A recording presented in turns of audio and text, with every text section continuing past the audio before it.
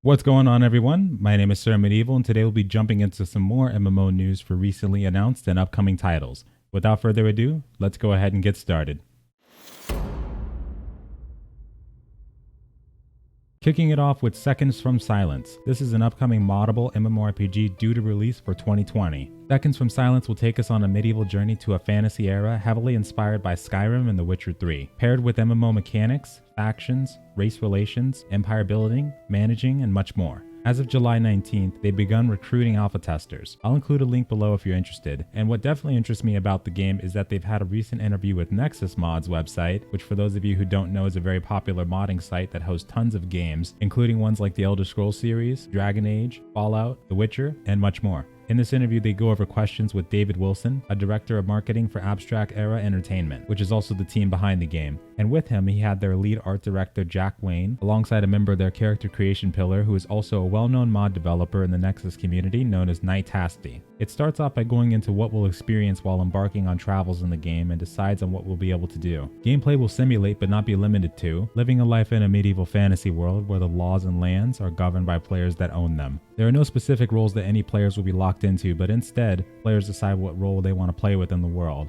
The interview goes on to talk about certain aspects like the inspiration from Skyrim and The Witcher 3, including some details about the modding system, which I find very interesting since it'll be a massive MMO. Some player feedback hopes for certain aspects of modding like adult content and blood/gore. They also ended off by talking a bit about their crafting and dungeon system, and also that the testing phases for Seconds from Silence will also include things such as character creation, combat, building, and ruling. I'm looking forward to seeing how this one evolves.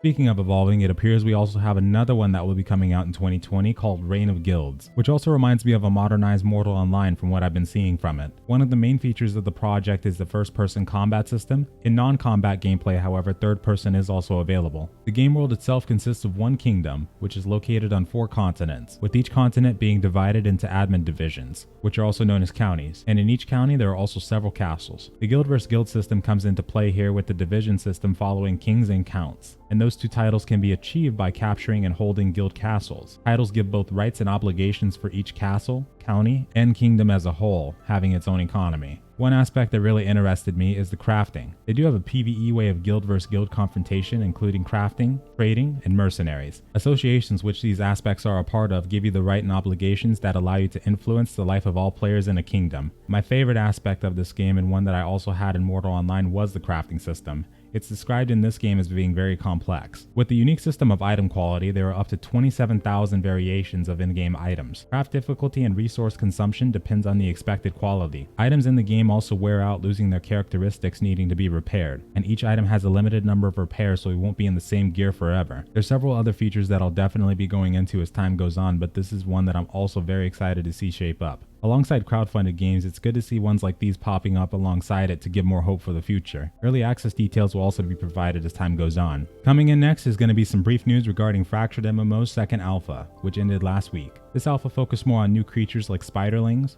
giant spiders, black widows, crawling horrors, and ghouls, alongside some more spells, blueprints, furniture items, and more. For joining the alpha test itself, you would have needed at least the night access of pledge packages. However, alpha 2 should be one of the next few stages, so proprietor should work just fine as well for the pledge package. Speaking of upcoming tests as well, Astelia Online's closed beta is about to arrive. Beginning on July 30th at 12 AM PST and going all the way to August 6th, this test will focus more on the PvP aspects of the game. They also released a recent article going into more detail about those aspects like the Avalon, the 3-faction PvPvE battleground. Just like the last test, there may be many chances to get into this one, so be sure to keep an eye out on the Astelia Discord and the website for opportunities to join. We've also got some brief news for Eternal Magic. This was a not so well known retro MMO that was supposed to come out on July 18th, but has now been pushed back until September. Was planning to give it a try, but to be honest, I don't know what I would have expected from it, or what anyone else that played it would have expected either. A few of the classes looked interesting, but besides that, I don't think that there would have been a lot offered in terms of enjoyment for this title. Maybe over time it'll prove that wrong though. Also, for just a few quick updates regarding crowdfunded MMOs, there are no testing phases currently, but some updates over the past couple of weeks on developer progress and events. For Chronicles of Illyria, we finally got the reveal of our server maps. These are showcased at the county zoom level, minus the borders, settlements, and roads that link them, but it looks like things are moving along pretty well, and it seems like we may be getting access to our domain selections before the end of the year. Pantheon is also offering their July newsletter to us with their big details on the Elven City Farthale, also including demo footage for some of the spells for their Shaman class and Cleric, with the character in a T-pose animation as well. Also be sure to check out the underwraps for this one too to dig into some of their climbing animations for their characters.